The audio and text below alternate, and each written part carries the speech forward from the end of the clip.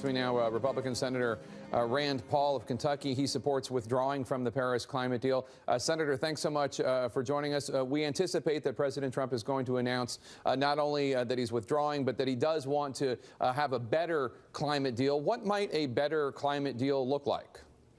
Well, first, you wouldn't lose 6 million American jobs. You know, I think one of the reasons President Trump was elected is that he promised that he would defend the American worker and defend American jobs.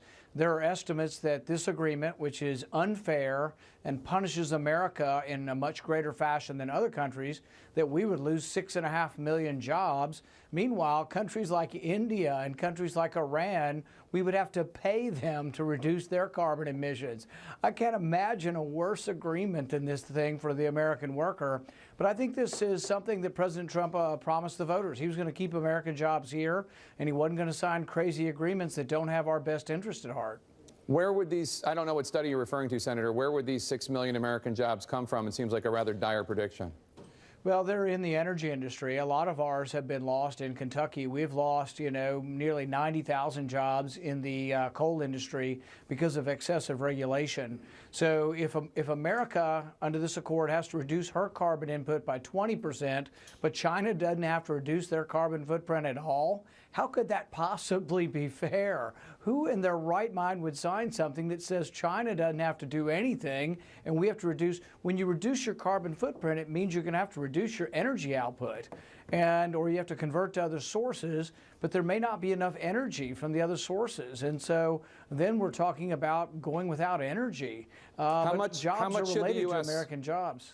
How much should the Now, I remember about 4.5 years ago when I first discovered about all this and the Bilderberg group and the Council on Foreign Relations and the Trilateral Commission and technocracy as in whole, and going along with this entire climate change deal, which they did call global warming for years, when Al Gore really brought it up in his, Inconvenient Truth, or a load of crap, and really pushed that to the public. And I was like, wait a minute, the climate, global warming, I was kind of a sucker for it at first, and then I started thinking about it, and I was like, wait a minute, there's got to be more to this than that.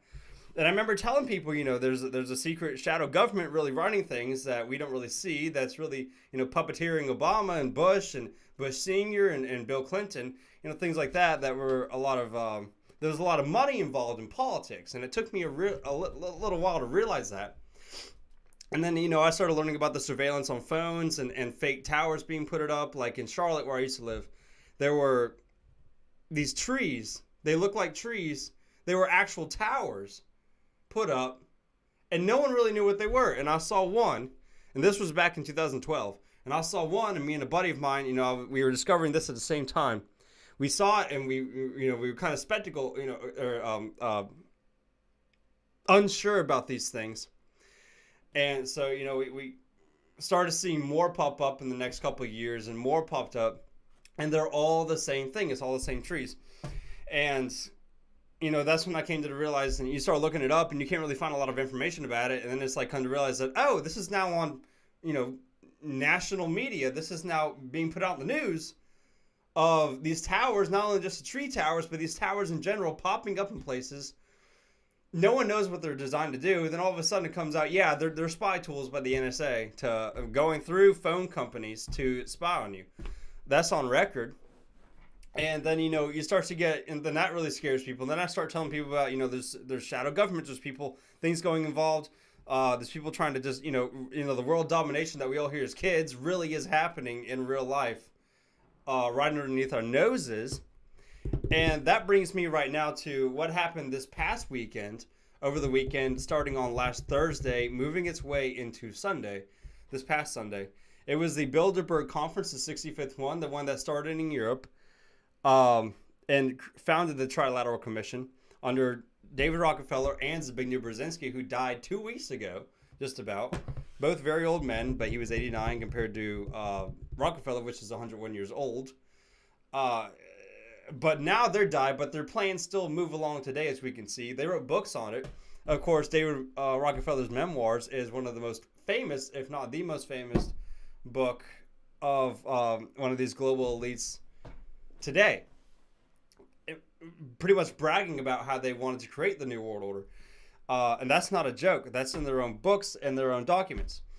So the Guardian, it was being, if to give a little background history, I guess, on the Bilderberg, no one's really reported on the history on Bilderberg itself. Very small news outlets and, independent media or alternative news outlets have been out there really busting their ass trying to get coverage of the Bilderberg conferences. Now, this one met in Chantilly, Virginia. It's the fifth one. The second or third one in 5 years or so to meet there. A really hot spot for these people. And basically, from the videos I saw, it's all the same. It's all the same. You cannot get past the guards. You'll get arrested. You will be arrested, guaranteed. If you get a single question out of them, that is a privilege, a journalistic privilege that is extremely rare, if almost impossible. And this one was different. I got an article here coming out of The Guardian.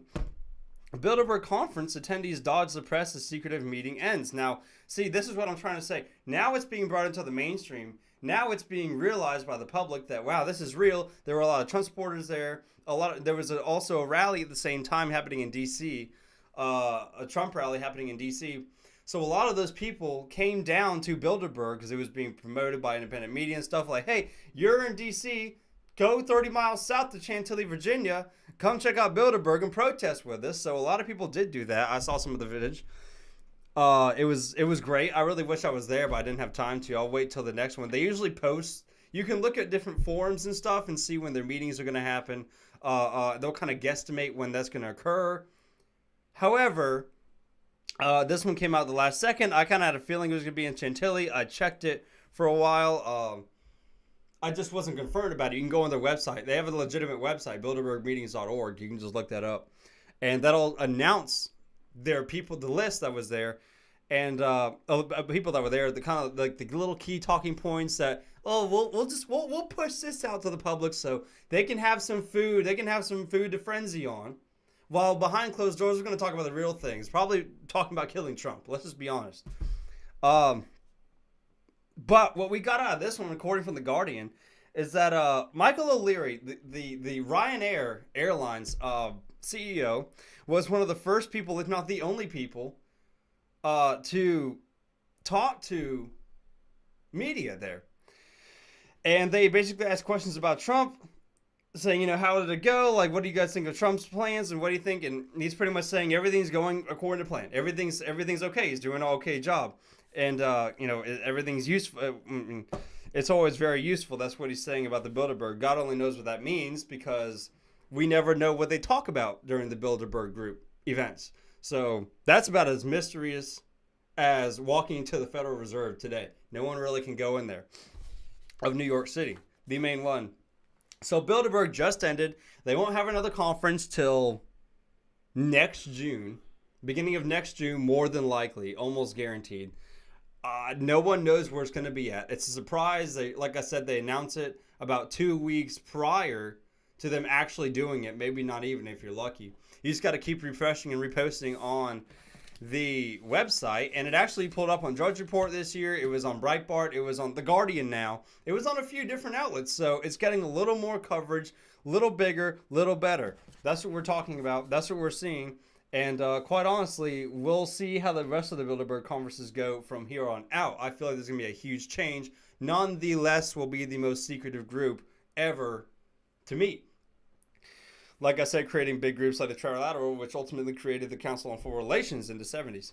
So, with that, at the same damn time the Bilderberg group was meeting, we had the infamous London Bridge attack. The second one, mind you, since March, that happened in front of Parliament while Theresa May was inside the building.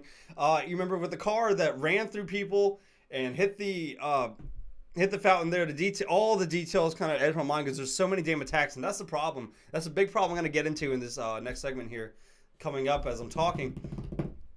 But we saw the two jihadis that were known, like I said in my last segment, that was known to the government. They did a documentary on Channel 4 in London on these two guys. Yet they let them go. They had ISIS flags. They were praying in public with ISIS garments on, and freaking women's skirts, or whatever you call them, garments. And they're doing that in the streets of London with a Muslim mayor. I'm not against Muslims, but this guy is really pushing the worst form of jihad of Islam into his country. It's not people that want to assimilate and want to be part of the English culture, the Western culture. These people do not care. They don't like you. If you're Christian, they will kill you. So, and those aren't even just the radical ones, people. Those are like the people in Iran and Libya and things like that. That happens in Iraq. You can't walk in Iraq, say you're a Christian, or else you'll be dead within, I'd say, less than an hour. So, if you're lucky. So, at the same damn time we had this happen, killed 7 people.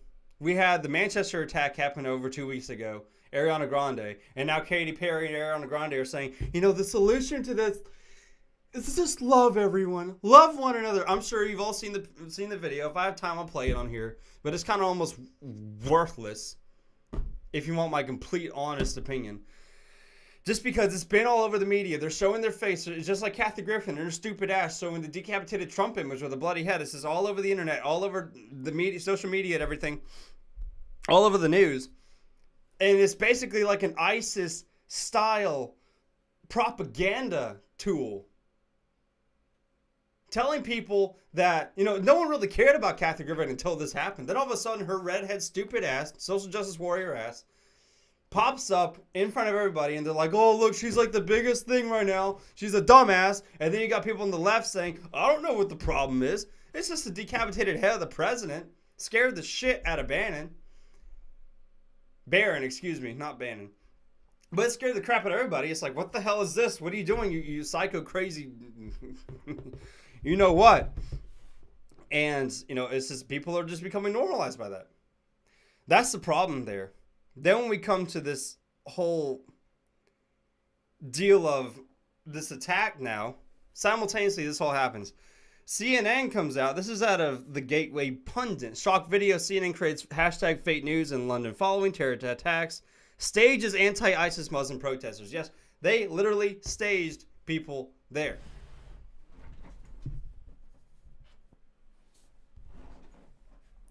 And the ultimate goal was to make it look like, oh, look, see, there's still some Muslims here that are radicals that are going against this, when it would be okay if they were authentic, raw, sitting there in a crowd with posters they made themselves protesting ISIS. But no, CNN has to hand them out cards. You can see them doing it. BBC's laughing about it in the background. And this, CNN anchor is like, they're all sitting there. Like, I'll play the video while it's going on. You can see them right there. They're like pushing to the side, like, hey, get over to the left a little bit. Get over to your left a little bit. They got flowers sitting there. I mean, this full footage. This one guy on Twitter put it all up there. And they're trying to say that, oh, look, see, we found this group. And then all of a sudden, the guy wearing the white turban, he's been in other videos, other pictures.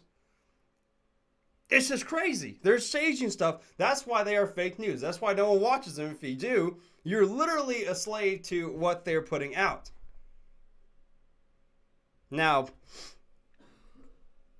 that made huge headlines for a while. CNN had to back up and saying that, oh no, that's not fake. We put these people there to show what's these people that don't go that are against ISIS and stuff. It's like, well, yeah, but you know what? No, at the same time, that's not journalism. That's not real journalism. That's not going out there finding real events. You created an event, you staged it, you lied to the public, just like ABC News did with that fake caution tape thing behind them. And then there were people there that caught them in the act. And it went viral for a long time. That's why ABC's is crap news. Now CNN's crap news, putting up this stuff. That's not the first time we saw him do that with Sandy Hook. We saw him do that with, what was the thing where the telephone was going off in the background with in Iraq, where they said they were in Iraq, but they're actually in their studios in Atlanta or something like that, or New York City.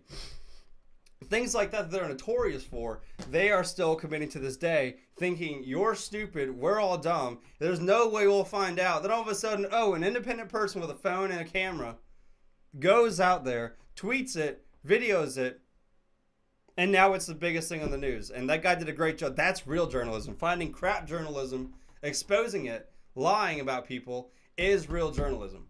That's incredible. And that guy deserves a lot of props. He really does. That's amazing. So that was big. That made massive news like I said, all across the town, all across the city, all across the world, and especially in London and the US here. Because, once again, it's CNN correspondents in London where the attacks happened, where they're openly letting these people in, where it's by design to destroy and destabilize Western society. That's absolutely true. They wrote books about that. And it's scary how these people just want to sit there and capitulate and accept it and say that there's nothing wrong. You're racist. You just don't want to let these people in because you're, you know, you're a xenophobic Trump supporter, or you support Brexit. Sorry, I don't want to be run by a freaking unelected government, central government in the European Union or the American Union, North American Union, or by a bunch of banksters that think that they know what's good for us, or a bunch of scientists, a bunch of technocrats that act like they know what's best for us as a society as a whole, to then destabilize us and kill us as a population using the radical Islamic jihadists to end us as a Western civilization. That's what's happening. That's clearly there. It's written down in history and in their own papers. And there's no denying that. You can read books on it. There's articles every day saying that. So, I mean, you know, that's what's going on. When I come back here, I'm going to get into what the airlines are doing. And then there's also a bunch of crazy news coming out with this girl, reality winner, who's now a loser, in jail time. She'll be serving jail time now, probably 10 years or so, for leaking classified information. Stay right with us. We'll be right back on the Justin Comer Show.